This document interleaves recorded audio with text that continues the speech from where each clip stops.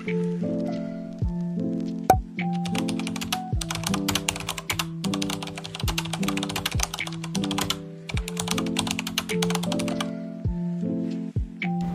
semuanya, perkenalkan, aku Meisha Adiba. Pada kesempatan kali ini, aku dan kelompokku, Natasha Laura dan juga Kayla Sibila akan menjelaskan tentang apa itu demokrasi. Demokrasi adalah sistem pemerintahan sebuah negara di mana rakyat mempunyai kekuasaan tertinggi. Simpelnya, demokrasi itu kayak kita nih, rame-rame bikin keputusan bareng. Semua orang punya suara, semua orang boleh memilih, dan semua orang punya hak untuk berbicara. Misalnya kayak pas pemilu deh, kita milih kan siapa yang mau kita pilih jadi presiden, siapa yang kita pilih jadi wali kota, dan juga siapa yang kita pilih jadi anggota dewan. Selanjutnya, saya Kayla Sibila Hanum Sumendra dengan NIM 2411-0280-174.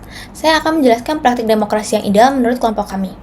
Yang pertama, kedaulatan di tangan rakyat. Segala keputusan politik, hukum, dan kebijakan publik mencerminkan kehendak mayoritas rakyat, namun tetap melindungi hak-hak minoritas. Yang kedua, pemilu yang bebas dan adil. Pemilihan umum dilakukan secara transparan, tanpa kecurangan, tekanan politik, ataupun manipulasi suara. Setiap warga negara dapat memilih dan dipilih tanpa hambatan apapun. Terakhir, hukum yang adil dan setara. Tidak ada penyalahan guna kekuasaan oleh aparat maupun pemerintah. Semua warga negara diperlakukan sama di mata hukum.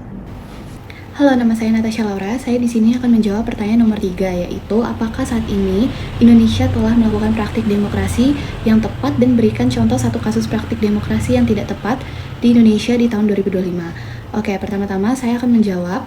Saya akan menjelaskan apakah Indonesia sudah melakukan keharusannya sebagai negara demokrasi. Secara umum dan secara garis besar, Indonesia telah memenuhi standar sebagai ciri-ciri negara yang demokrasi, yaitu seperti pemilihan umum yang teratur dan langsung, dan kebebasan berpendapat dan pers, adanya pemisahan kekuasaan seperti sistem trias politika, yaitu eksekutif, legislatif, dan yudikatif, dan yang terakhir adanya peran masyarakat sipil. Tetapi ada juga masalah yang menghambat kualitas demokrasi di Indonesia. Contohnya yaitu adanya politik uang di dalam pemerintahan, dan ada juga kebebasan sipil terancam, adanya juga netralitas aparat negara, dan adanya korupsi yang masih merajalela di pemerintahan, dan adanya oligarki politik, seperti politik didominasi elit atau dinasti politik. Selanjutnya saya akan menjelaskan salah satu contoh satu kasus praktik demokrasi yang tidak tepat di Indonesia di tahun 2025, yaitu adanya pelebaran peran militer dalam pemerintahan sipil, yaitu adanya undang-undang baru yang disahkan pada tahun 2025 di bulan Maret, memungkinkan personel militer yang menduduki lebih banyak jabatan sipil, termasuk di lembaga seperti Kejaksaan Agung dan Badan Narkotika Nasional atau BNN.